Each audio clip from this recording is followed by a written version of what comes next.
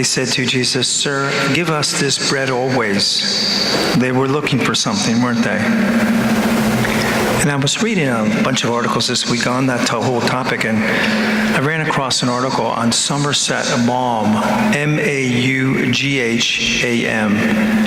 I've never read anything by him, but he is one of the most prolific authors ever, and one of the more wealthier ones as well.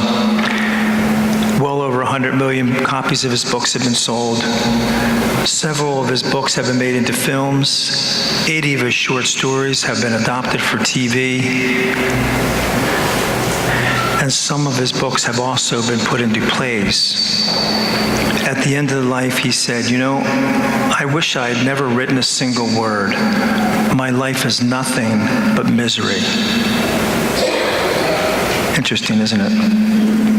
Actor Paul Newman was quoted not too long ago saying, "I'm just not happy. I don't have inner serenity, and I don't have the guts to do anything else but act. I am the bread of life. Sir, give me this bread always." Interesting, isn't it? We're all searching for something, aren't we? There's needs in us that need to be fulfilled.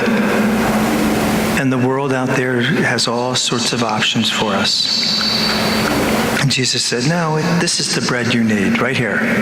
Right here. We need this." But so often we come into church and it's all of us fight this battle.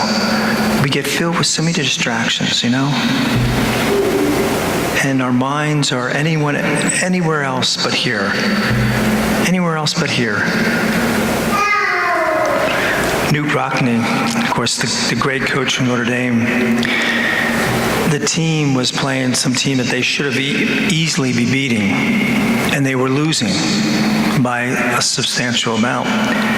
And so when they went into the locker room, they were all the players were bracing themselves because they knew that they got a tongue lashing from the coach.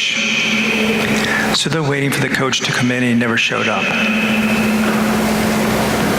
And as the team was ready to go out back on the field for halftime, he comes right into the locker room and he said, "Oh, I'm sorry." He said, "I'm in the wrong locker room. I was looking for the Notre Dame football team." They came out as a different team because they started focusing on what they should be. And we need to too. What happens in here when we start focusing in? Max Lucado, some of you may have heard of him. He's a Christian author, and I think he has his own church somewhere in the West. Great author.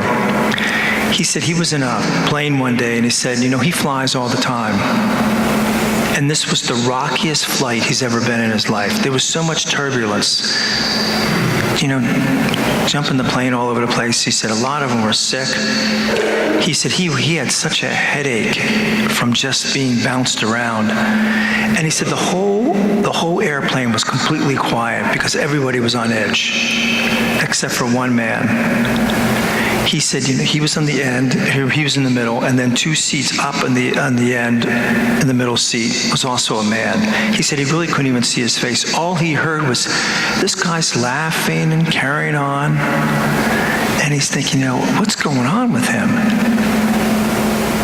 Here we are in this incredibly turbulent flight, and he's laughing, carrying on. So after the flight, Max Lucado says to him, weren't you at all bothered by that flight? He said, no, not at all. He said, I was listening and watching a comedy, he said, and I wasn't even paying attention to what the airplane was doing.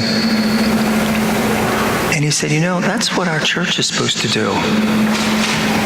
It doesn't take away the bumps in life, the turbulence. It's going to remain. And we all have turbulence. What do we do with it? We come in here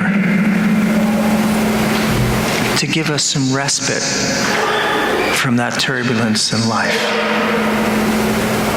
I'm sure people were asking, and they say, why we didn't go to that church? Why even go to this church, the Catholic Church?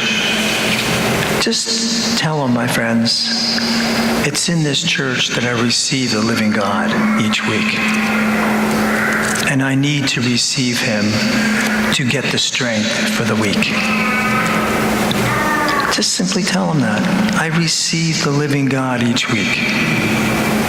And I need to receive him to get his strength. God bless.